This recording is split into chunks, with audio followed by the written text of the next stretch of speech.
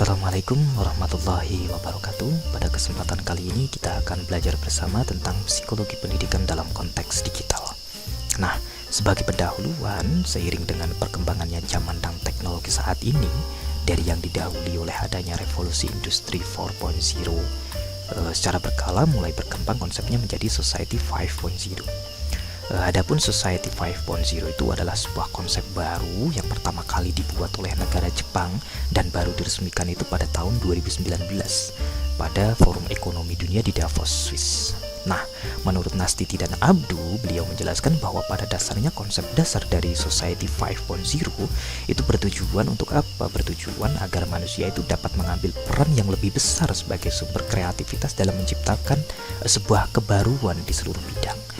Tidak terbatas pada bidang manufaktur atau industri saja, pengusulan adanya Society 5.0 itu yaitu dilatar belakangi oleh adanya kemungkinan buruk yang dapat berpotensi mengurangi peran atau andil dari manusia pada masa revolusi industri 4.0.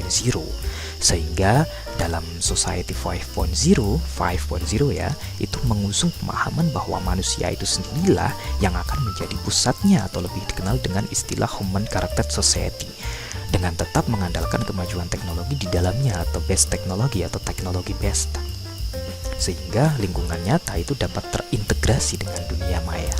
Nah, dalam penyusunan konsep Society 5.0, para penggagas itu menerangkan bahwa era Society 5.0 tersebut itu merupakan masa di mana masyarakat itu bertanggung jawab untuk apa?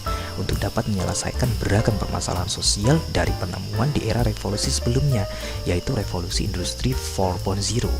yang mencakup terkait dengan misalkan artificial intelligence, Internet of Things, teknologi robot, serta big data, sehingga diharapkan dapat meningkatkan peluang-peluang baru bagi hidup manusia itu secara menyeluruh. Nah, dalam mendukung terwujudnya Society 5.0 secara maksimal, maka dibutuhkanlah inovasi-inovasi baru dari berbagai bidang. Salah satunya yaitu bidang psikologi pendidikan.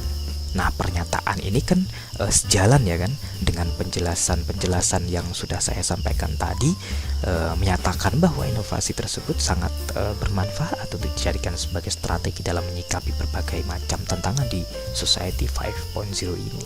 Nah, dalam penyusunan konsep Society 5.0, para penggagas itu menerangkan bahwa era Society 5.0 tersebut itu merupakan masa di mana masyarakat bertanggung jawab untuk apa? Untuk dapat menyelesaikan beragam permasalahan sosial dari penemuan di era revolusi industri sebelumnya atau revolusi industri 4.0 yang mencakup tentang artificial intelligence, Internet of Things, teknologi robot, serta big data, sehingga diharapkan dapat meningkatkan peluang-peluang baru bagi hidup manusia secara menyeluruh.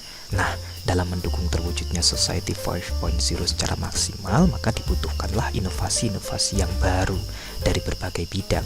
Salah satunya yaitu bidang psikologi pendidikan.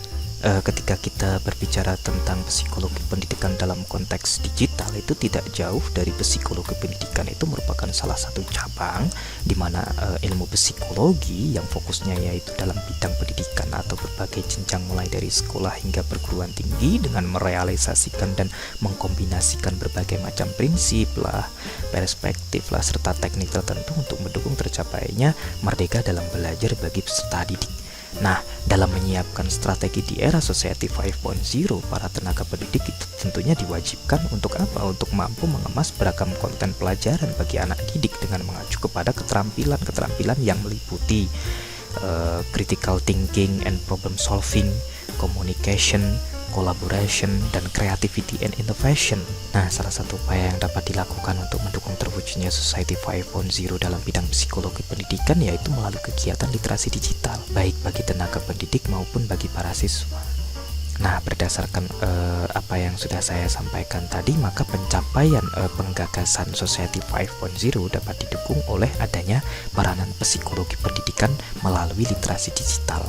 Mulai studi literatur ini diharapkan dapat memberikan pengetahuan serta pemahaman bagi pelaku pendidik baik tenaga pendidik maupun siswa dalam ikut berpartisipasi menyongsong konsep Society 5.0 melalui kegiatan literasi digital. Nah, tentunya metode yang digunakan yaitu literature review dalam mengumpulkan sebuah informasi dari berbagai sumber yang kredibel untuk dapat memberikan pengetahuan serta pemahaman mengenai peran psikologi pendidikan melalui literasi digital dalam mempersiapkan Society 5.0.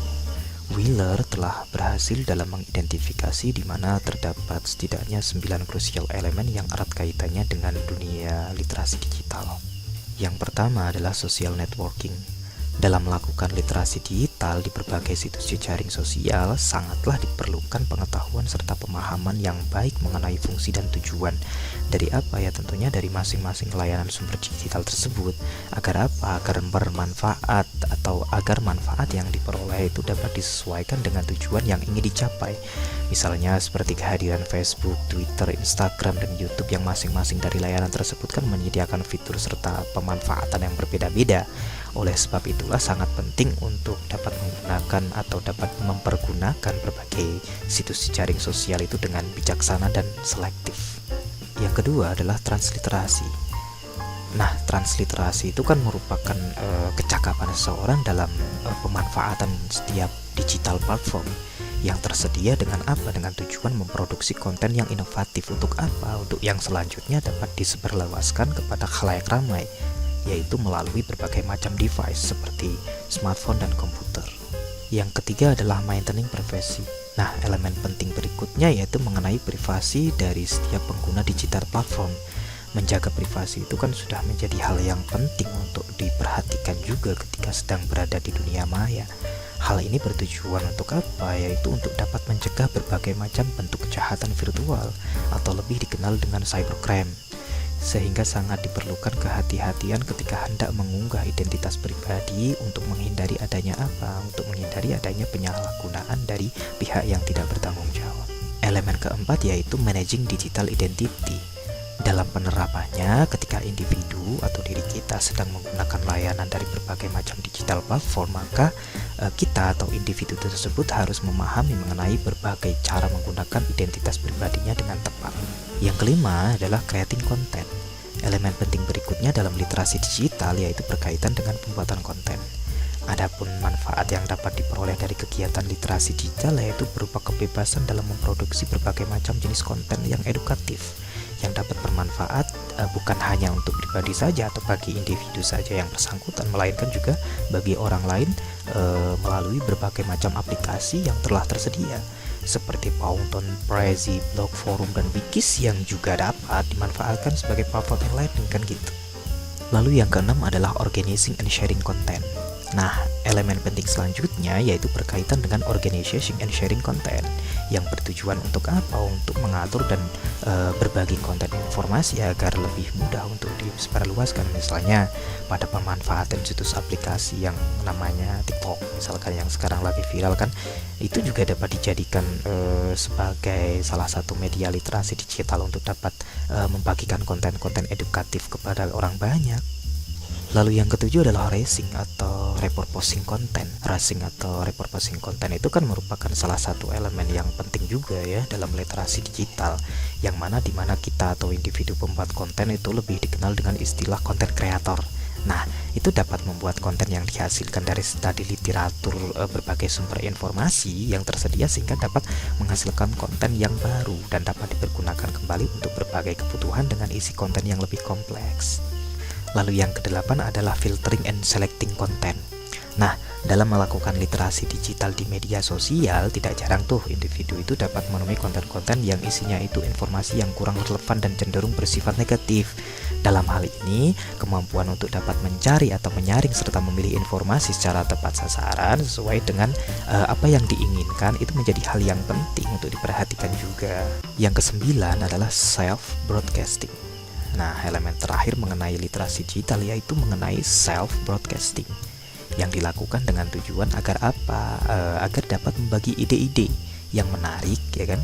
Ide-ide yang menarik atau gagasan-gagasan pribadi dan konten multimedia melalui berbagai macam media sosial yang hingga saat ini sudah berkembang dengan pesat sebagai salah satu bentuk partisipasi masyarakat secara nyata dalam melakukan literasi digital. Nah, peserta didik yang mampu mengembangkan kemampuannya dalam melakukan literasi digital tentunya akan dapat membantu mereka dalam melihat serta memahami berbagai macam realitas yang terjadi dengan pemahaman kognitif yang secara penuh. Nah, dengan adanya kemampuan untuk melakukan literasi digital, peserta didik itu tentunya kan diharapkan dapat dapat meningkatkan kemampuannya untuk berpikir secara kritis dan bertindak sesuai dengan tujuan yang hendak digapai. Nah, penggunaan yang tepat dari peserta didik terhadap tindakan literasi digital itu akan memberikan dampak positif, yaitu dapat mendukung peningkatan prestasi peserta didik. Namun, apabila penggunaan media sosial dalam literasi digital itu tidak tepat, ya hal tersebut kan dapat memberikan dampak yang buruk bagi peserta didik, yang berujung pada munculnya misalkan gangguan psikologis. Nah, oleh sebab itu maka sangat diperlukanlah peranan psikologi pendidikan dalam melakukan literasi digital untuk mendukung terwujudnya Society 5.0 tadi. Psikologi pada dasarnya merupakan sebuah ilmu pengetahuan yang bertujuan untuk mempelajari bagaimana perilaku manusia baik yang dipelajari maupun tidak dipelajari terhadap lingkungan di sekitarnya. Objek material dari kajian ilmu psikologi adalah perilaku manusia itu sendiri yang nampak atau bersifat objektif maupun perilaku yang tidak nampak. Nah, dalam penerapannya psikologi itu erat kaitannya dengan bidang pendidikan atau yang lebih dikenal sebagai psikologi pendidikan. Psikologi pendidikan merupakan suatu terapan dari ilmu psikologi yang mempelajari mengenai perkembangan peserta didik dalam kegiatan belajar secara menyeluruh dalam setting lingkup pendidikan. Christopher menyatakan bahwa peran atau tugas psikologi pendidikan itu ada satu. Psikologi pendidikan mengambil peran dalam proses menyiapkan tenaga pendidik untuk dapat bekerja secara profesional serta memiliki kompetensi yang diperlukan untuk melakukan kegiatan belajar dan mengajar dengan peserta didik. Yang kedua, dalam penerapannya psikologi pendidikan itu dapat berpengaruh terhadap tingkat perkembangan, perbaikan maupun evaluasi kurikulum setiap jenjang pendidikan itu berdasarkan kepada tuntutan pendidikan untuk menjadikan pedoman bagi tenaga pendidik dalam membimbing peserta didiknya, tentunya selama proses belajar mengajar berlangsung. Lalu yang ketiga, psikologi pendidikan itu juga memiliki pengaruh dalam penentuan ide dan sistem administratif serta supervisi di setiap jenjang pendidikan yang akan dilakukan. Nah, stakeholdernya itu bersangkutan dengan tujuan untuk peningkatan kelancaran proses pendidikan sesuai dengan kurikulum yang ada. Lalu yang keempat, psikologi pendidikan itu dapat membantu tenaga pendidik untuk memahami mengapa suatu fenomena dalam setting pendidikan itu dapat terjadi serta bagaimana metode pemecahan masalah itu dapat diambil. Dalam penerapannya, psikologi pendidikan itu berkaitan erat dengan peranan dari tenaga pendidik atau guru atau dosen ya, agar dapat membimbing peserta didiknya itu dengan baik. Nah, Semiawan itu menyatakan bahwa seorang guru atau dosen atau pendidik setidaknya harus mempunyai 3 kompetensi atau kriteria. 1. Knowledge kriteria, performance kriteria, dan produk kriteria. Nah, pada kriteria pertama yaitu knowledge kriteria. Knowledge kriteria memiliki pemahaman bahwa seorang tenaga pendidik itu diharuskan untuk memiliki kemampuan berpikir yang menguasai terhadap bidang pengajaran masing-masing atau materi atau pengajaran masing-masing ya. Nah, memahami bagaimana cara untuk mengajar, pemahaman mengenai aktivitas belajar peserta didik serta tingkah lakunya, pengetahuan yang memadai mengenai pemberian bimbingan konseling dan penyuluhan. Nah, pengetahuan tentang kemasyarakatan dan pengetahuan umum tentunya. Lalu kriteria yang kedua yaitu berkaitan dengan performance kriteria. Memiliki performance kriteria yang memadai itu kan merupakan sebuah keharusan bagi setiap tenaga pendidik yang berkaitan erat dengan keterampilan atau skill baik di dalam memberikan pengajaran kepada peserta didik, membimbing, mengevaluasi perilaku dan perkembangan akademik peserta didik, menggunakan alat bantu mengajar, mempersiapkan materi pelajaran sesuai kurikulum yang berlaku, serta memahami bagaimana menjalin hubungan interpersonal yang baik dengan peserta didik. Kriteria ketiga dinamakan sebagai produk kriteria, di mana kriteria tersebut berhubungan dengan kemampuannya dalam mengukur kemampuan proses belajar setiap peserta didik setelah usai menyelesaikan kegiatan belajar mengajar atau KBM. Syah menyatakan bahwa penguasaan pada ranah aplikasi psikologi pendidikan bagi para tenaga pendidik itu merupakan kemampuan dasar yang harus dimiliki dengan alasan bahwa pengetahuan tersebut itu berkaitan erat dengan proses pembelajaran bersama dengan peserta didik. Berikut ini merupakan peranan dari psikologi pendidikan melalui literasi digital untuk mendukung terwujudnya Society 4.0. Yang pertama, psikologi pendidikan itu mampu memberikan arahan kepada tenaga pendidik untuk membimbing peserta didiknya dalam melakukan literasi digital. Dengan adanya psikologi pendidikan, maka tenaga pendidik akan membantu atau terbantu dalam memahami berbagai aspek perilaku dari peserta didik guna mencapai tujuan pendidikan yang lebih baik. Yang kedua, memilih strategi atau metode pembelajaran yang sesuai. Nah, peranan psikologi pendidikan dalam literasi digital yang kedua yaitu berkaitan dengan pemilihan metode pembelajaran yang tepat. Poin kedua ini berkaitan erat dengan dua elemen penting dari literasi digital oleh Wheeler, yaitu transliterasi dan creating content, di mana dengan pemahaman memadai mengenai konsep psikologi pendidikan dan literasi digital. Nah, dari itu maka tenaga pendidik itu akan mampu menentukan bagaimana strategi yang tepat dalam melaksanakan atau menjalankan proses belajar mengajar untuk dikaitkan dengan karakteristik, gaya belajar, serta tingkat perkembangan belajar dari peserta didiknya. Yang ketiga adalah memfasilitasi layanan konseling. Nah, peran psikologi pendidikan berikutnya yaitu mengenai pemberian layanan konseling bagi peserta didik. Hal ini dapat diwujudkan melalui kegiatan literasi digital dengan pemanfaatan berbagai digital platform yang tersedia tentunya kan, untuk memaksimalkan layanan konseling tersebut yang diberikan oleh tenaga pendidik kepada peserta didik. Dalam hal ini peranan psikologi pendidikan itu erat kaitannya dengan elemen penting dari Wheeler tadi yang saya sebutkan mengenai literasi digital, yaitu social networking dan maintaining privacy, sehingga tenaga pendidik dapat memberikan layanan konseling secara maksimal dengan tetap memperhatikan hubungan interpersonalnya terhadap peserta didik. Lalu yang keempat adalah membangun suasana belajar yang menyenangkan. Nah, melalui kegiatan literasi digital, maka tenaga pendidik dengan pemahamannya terhadap konsep psikologi pendidikan diharapkan mampu membangun suasana belajar yang menyenangkan dengan pemanfaatan platform digital yang telah tersedia. Poin keempat ini berkaitan erat dengan elemen penting dari literasi digital oleh Wheeler tadi yang di atas ya, yaitu filtering and selection content serta safe broadcasting, sehingga peserta didik merasa nyaman dan dapat menikmati proses pembelajaran yang sedang berlangsung. Nah, lalu kesimpulannya, berdasarkan pada hasil kajian literatur yang telah dilakukan, maka dapat disimpulkan bahwa literasi digital merupakan suatu kegiatan yang tidak hanya terbatas mengenai bagaimana kemampuan peserta didik dalam menguasai alat digital, melainkan juga berkaitan dengan bagaimana kecakapan mereka dalam mencari, mengembangkan ide baru, serta menyebarluaskan informasi dan inovasi tersebut kepada khalayak ramai. Nah, untuk mendukung peningkatan literasi digital di kalangan peserta didik, maka sangat diperlukan peranan psikologi pendidikan di dalamnya agar literasi digital yang dilakukan oleh peserta didik itu dapat terarah dan mampu mencapai tujuan pendidikan sesuai kurikulum yang berlaku. Seperti itu. Terima kasih, yang sedikit ini semoga bermanfaat bagi kita semua. Kami akhiri. Assalamualaikum warahmatullahi wabarakatuh.